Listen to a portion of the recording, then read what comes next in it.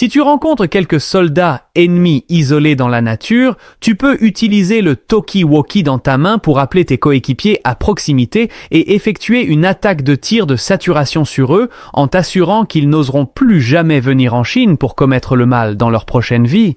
Mais quand notre unité a été formée pour la première fois, il n'y avait pas du tout un tel équipement de communication avancé dans l'armée, et pendant les batailles, les commandants ne pouvaient que crier fort pour transmettre les ordres de combat.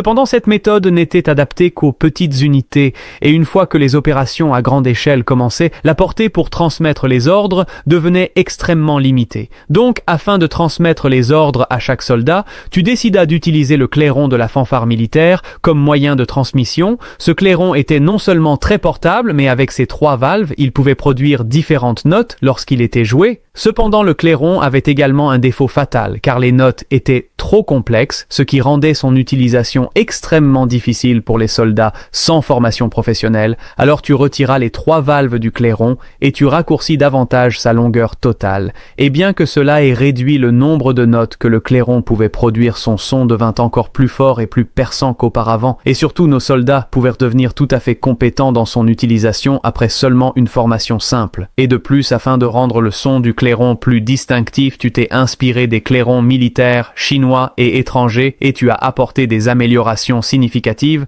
et au final tu as composé un morceau qui incarne l'esprit unique de notre armée et qui est vraiment unique en son genre. C'est le son de charge du clairon qui fait bouillir le sang de nos soldats. Et avec lui, nos commandants pouvaient ne faire qu'un avec toute l'unité à travers le son du clairon, permettant aux ordres d'être transmis avec une réponse immédiate et sans aucun délai, ce qui est absolument crucial sur un champ de bataille en constante évolution.